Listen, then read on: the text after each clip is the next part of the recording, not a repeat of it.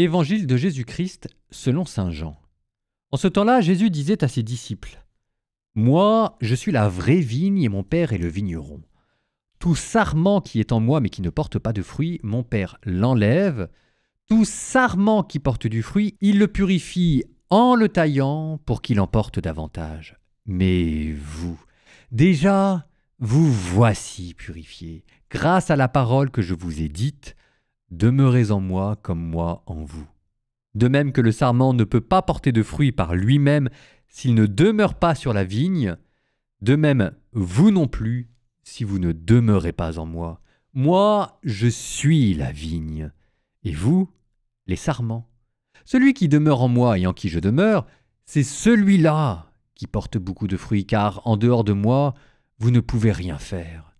Si quelqu'un ne demeure pas en moi, il est comme le sarment jeté dehors et il se dessèche.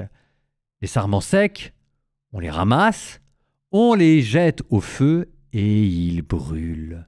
Si vous demeurez en moi et que mes paroles demeurent en vous, demandez tout ce que vous voulez et cela se réalisera pour vous.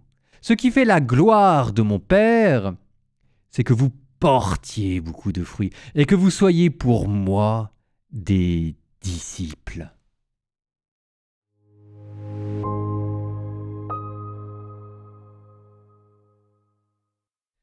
Il y a quand même une chose qui est claire, c'est que les arbres, il y en a que Jésus aime et il y en a que Jésus n'aime pas.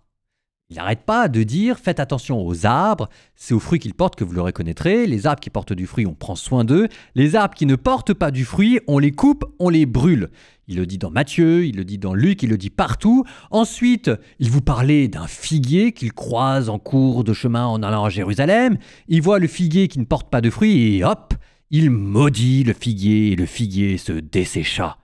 Et là aujourd'hui, on vous parle d'une vigne.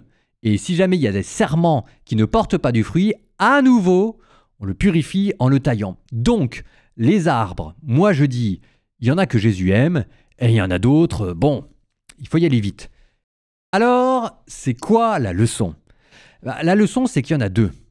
C'est que Jésus, comment vous dire, je veux pas jouer au père Fouettard, mais il n'est pas dupe de ce que nous sommes, de ceux qui portent du fruit en nous, de ceux qui ne portent pas du fruit. Il n'est pas dupe de ceux qui parmi nous sont hypocrites, ou même de nous-mêmes si nous sommes hypocrites, et qu'il a déjà repéré ce qui allait bien en nous et ce qui n'allait pas bien en nous. Et que Jésus, si jamais il faut tailler dans le vif, il le fera. Donc, c'est peut-être pas ce que vous espériez entendre en début de cette journée, mais ça, je suis désolé les enfants, c'est mon boulot de prêtre. C'est à moi de vous le redire aussi. Par contre, deuxième bonne nouvelle, que je tire non pas de cet évangile aujourd'hui, mais c'est parce que j'étais dans la Bible en un an et je commentais le figuier desséché. Et le figuier desséché, on voit Jésus en allant à Jérusalem qui le maudit, mais ensuite on voit Jésus qui, à Jérusalem, alors qu'il est en train de quitter Jérusalem, donne une parabole avec un figuier et parle d'un figuier qui est reverdit. Ça veut dire que Jésus est capable de maudire les figuiers, mais il est capable aussi de ressusciter les figuiers. Il est capable d'enlever les sarments qui ne portent pas du fruit, mais il est aussi celui qui est capable de rendre les sarments stériles féconds. N'oubliez jamais que si Dieu n'est pas dupe de ce que nous sommes, Dieu est quand même capable de faire des miracles.